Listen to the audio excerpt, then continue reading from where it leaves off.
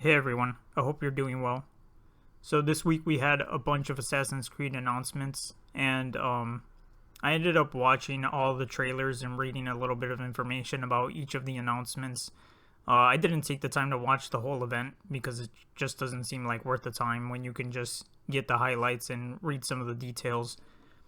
But I wanted to talk about some of the different announcements that they had and what I think has made some of them really interesting, and some of them not so interesting, and maybe showed us what might be worth the skip or what might be worth analyzing these really weird games as they continue to go on and they keep adding to this series.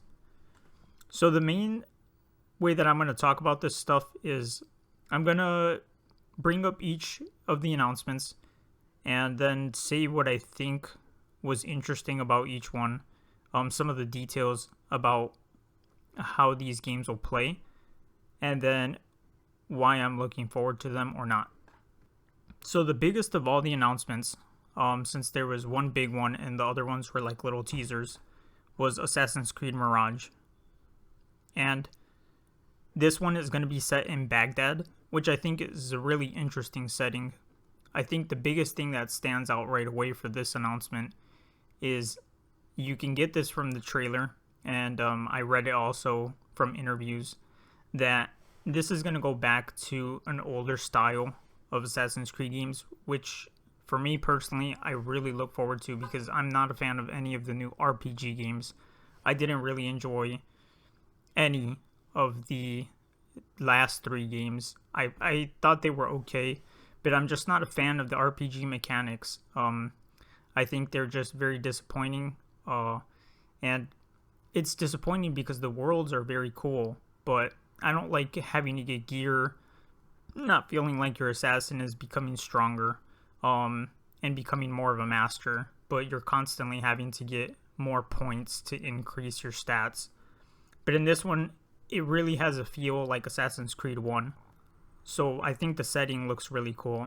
In terms of the trailer, there wasn't anything odd or peculiar like in Valhalla.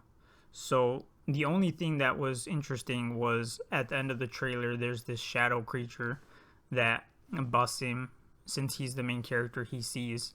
And we'll see how that plays in. One of the things I do like in the more recent games is how they keep playing more and more into the mythology of the different places that they use as settings, and how that ties into their whole Isu mythology.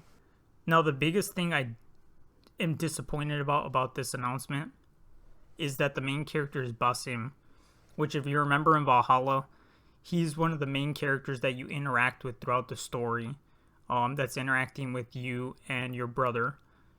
And he's sort of, in some way, the antagonist at the end, and he ends up having a very dumb conclusion toward the end of the game where he's a reincarnated Isu, and he ends up escaping, or not escaping, but he ends up sort of like keeping himself alive until the present day.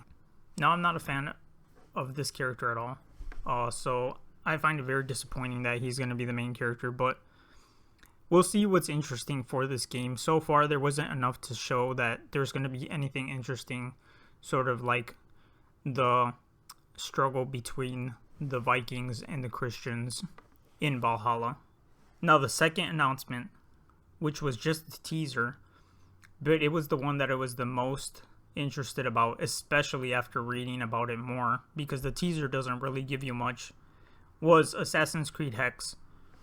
And this is really interesting because of what it's about and which period people are guessing that it's going to be set in.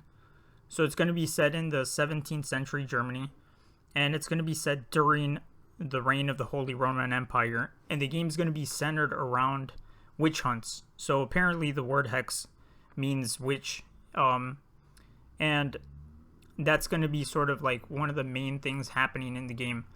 So now this, I think, is going to find itself very interesting to analyze and look over, because in a lot of past games, the assassins and Templars, you see their struggle throughout history, and you see oftentimes the Templars are associated with power structures that are in control, or the ones that are more rigid, oftentimes like the church.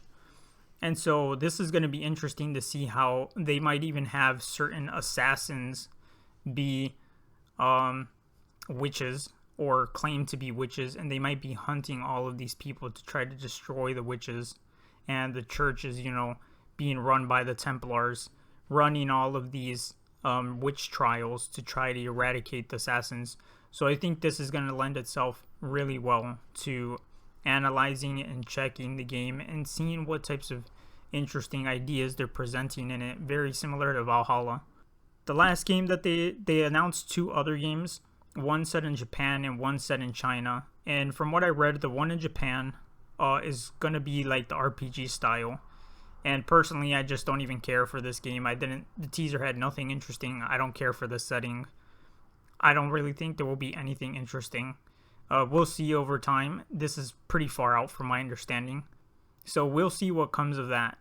But yeah, those were the most interesting parts of these announcements.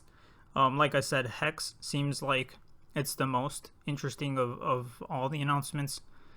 And I'm looking forward to maybe checking that one out. I think it's really far out too. I think I might have read that it's even farther out than Red.